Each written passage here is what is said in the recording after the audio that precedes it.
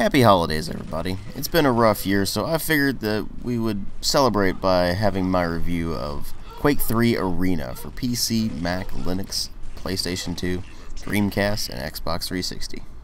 This is a game that really doesn't need all that much of an introduction, because if you haven't heard of Quake 3 Arena at all, then you've probably been living under a rock for the past about 15 years or so, because the game came out originally in 1999 for PC and Linux, later saw releases on Mac, Dreamcast, and PlayStation 2, and more recently, in 2010, they released it on Xbox Live Arcade, although I have not played that version, so I can't speak for its quality. But that said, Quake 3 Arena is legendary among FPSs, for very good reason. For one, the engine, which is now known as id Tech 3, it was just known as the Quake 3 engine at the time, has gone on to power a lot of games. A lot of them. Including some very, very popular ones, like some of my personal favorites, Jedi Knight 2, Jedi Outcast, and Jedi Academy, as well as the original Call of Duty and pretty much everything since. They were running very, very heavily modified Quake 3 engine. And of course there were other games that used it as well, things like Soldier of Fortune 2, among other things. So it was a very long-lived engine that is still actually being used to some degree to this day. And the tech was extremely impressive at the time. On top of that, Quake 3 later became a big competitive FPS and was used in the competitive scene, particularly esports as you know them today, for quite some time. And even today you'll still see some tournaments at things like QuakeCon and such like that. So the question then becomes, what's with this longevity? Is it really that good? Is it really such a huge watershed moment for FPSs, or has it aged improperly and people are just being super nostalgic about it? Well, one thing you could certainly attribute to nostalgia is if people say that the graphics are still amazing. Well, they aren't by today's standards by any stretch of the imagination, obviously, but at the time they were mind-blowing. We haven't really seen anything that looked quite this good before, and unlike a lot of games at the time, this actually required a 3D accelerator card that supported OpenGL. And with that came a lot of fantastic effects that are commonplace these days. Or even better, actually aren't commonplace these days. Mirrors exist in this game. And even to this day, you still don't see all that many games that actually use mirrors properly. It's mind-blowing. It was way ahead of its time. And obviously, compared to the Quake 2 engine, the texture work was far better, the modeling and animation were far superior. You had a separation between the torso and the legs, so you actually had a bit more realism with regards to the movement. And you would see later refinements to the engine doing things like lip sync and things like that. So it was an engine that was really well ahead of its time and was very, very impressive visually. And even today, it doesn't look that bad, even though there are a lot of rather jagged models. They're very blocky. The texture work is very blurry by today's standards and that sort of thing. But they went for this visual style that's kind of gothic and sci-fi at the same time, trying to blend the two Quake games before it, I guess, with Quake 1 being very gothic and dark and that sort of thing, and Quake 2 being more industrial sci-fi, that sort of thing. So they merged those two in here and you end up with a space aesthetic as well as a lot of gothic stuff going on. And it's still pretty visually appealing to this day, even though the graphics quality is not really impressive anymore. Sometimes the art style just works, and in this case it certainly does. Then of course there's the sound design, which is frankly a mixed bag and even was back in the day.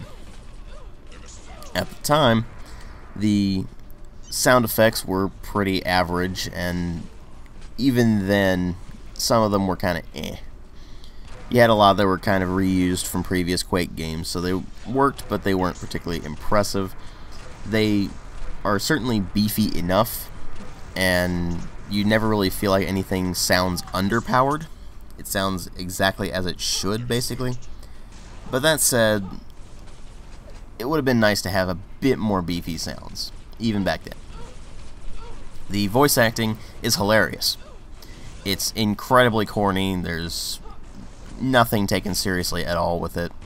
And as a result, you end up with this glorious mess of just ridiculous quotes being thrown around and that sort of thing. Just a lot of fun. And of course, the announcer is always fun too. I mean, let's face it, if you haven't heard the announcer, you probably have neither played Counter-Strike nor this, and you've been living under a rock. And then there's the music. The music is actually something that I never really notice all that much in Quake 3, but when I do notice it, it's pretty badass. And that's because they had this mixture of industrial sounding things with some more atmospheric music, and it was a collaborative effort between Sonic Mayhem and Frontline Assembly. They actually produced some pretty interesting music as a result, and it certainly fits with the balls-to-the-wall action vibe that the game is going for. So they've done a good job with that. You might remember Sonic Mayhem for doing the music from Quake 2, so if you like that, you'll probably like the music in Quake 3 as well. So overall, the presentation was pretty mind-boggling at the time, and has aged surprisingly well for a 3D game. But that's not what really matters here. No, what really matter are the story and the gameplay, and the story in this game is practically non-existent because it's a multiplayer game, primarily anyway, and they really didn't put much emphasis on the single player at all, so why would they really bother with much of a storyline? Really, all you need to know is that you're one of the greatest warriors of all time, and you're fighting in the Arena Eternal for the amusement of an alien race. That's it. That's your entire plot. The single-player campaign itself is basically just you going through a bunch of tiers, which are a bunch of bots organized in different fashions. Some of them are just 1v1, some of them are you versus a bunch of them. Just depends. And you progress through the various tiers, with the bots gradually getting more and more difficult, and eventually you come to the final boss, who is the hardest bot in the game. And if you beat him, you've won! Congratulations! So really, it does just fall to primarily the actual gameplay as opposed to any sort of campaign structure or plot line. So how is the gameplay? Well, Quake 3 is pretty much just a deathmatch game. You do have other modes available. You have free-for-all, which is your basic deathmatch. You have team deathmatch. And you also have capture the flag, which is pretty much exactly what you would expect after having played capture the flag countless times before, I'm sure. And tournament, or tourney mode, which is a 1v1 duel mode. And out of these, you're most likely to be playing the free-for-all or team deathmatch modes, because that's what this game is really suited for. Quake 3 is, without a doubt, the greatest deathmatch game ever made. Period. Bar none. Every ounce of this game was made around the deathmatch, and it's painfully obvious when you try to play other modes. Obviously, if you're playing tourney mode, that's fine, because that's just a deathmatch, only it's 1v1. But if you start playing the capture the flag mode, it's okay. It's fun in its own ways, but you really do get the feeling that it's really trying more for the deathmatch feel. And when you actually get into the game proper, you look at how all the maps are designed, and they really are designed around that free-for-all or team deathmatch feel. Then, of course, there's the question of why did this become so popular in the esports scene if it's just a deathmatch game? Well, it's the deathmatch game, the quintessential deathmatch game. It is supremely balanced, to the point where there's pretty much nothing in this game that would be considered superfluous. Every weapon has its place, even the ones that are weaker, so for instance the machine gun. You can actually do something with the machine gun. It's not just a completely useless weapon. There are other weapons too that just have a very high skill barrier to using properly. Most people use things like the railgun or the rocket launcher, and that's fine. They're the three basic weapons: the rocket launcher, the railgun, and the shotgun. And then you have your other weapons that fulfill various roles as well. And each of them are strong or weak in their own ways. You have to know how to use them. You have to know how to move, because the movement in this game is extremely fast. It's very smooth. It's very fluid. You can pretty much stop on a dime and turn on a dime. And you have to be really good at what I like to call snap shooting, where you just do a quick flick of your mouse and you're either directly on your target or you're leading your target just enough to where your projectile is actually going to hit them. Not all of the weapons are hit scan, so you have to pay attention to that too. There's a skill barrier to using those. And all of this blends together to make a supremely balanced game, where if you know the maps, if you know how to move, if you know how to actually target things, you're looking at a game where your skill is far more important than anything else. And that's something that's from a bygone era. Games these days really aren't about that. They are more about unlocks. They're more about putting a bunch of time into the game as opposed to actually learning how it plays, thinking, having your actual skills matter. That's what Quake 3 is all about. It's very easy to learn the map layouts because they're all very intuitive. It's very easy to actually learn how to move if you just play it for even a few minutes.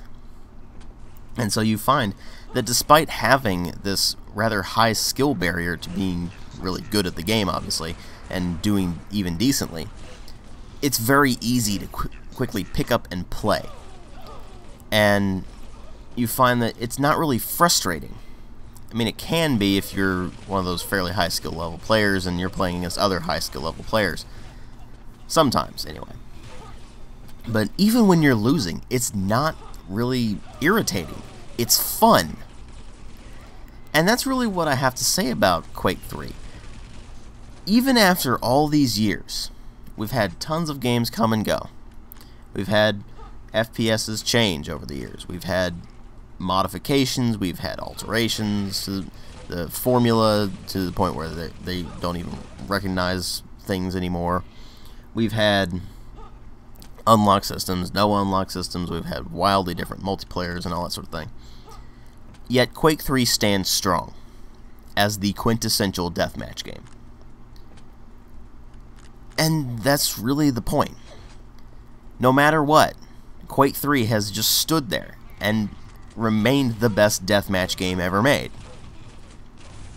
Even back when it came out, it was still the best deathmatch game ever made. And though it's not my favorite in the series, my favorite is Quake 2, it's still just an absolute blast to play. Especially if you get your buddies together and you organize a LAN party.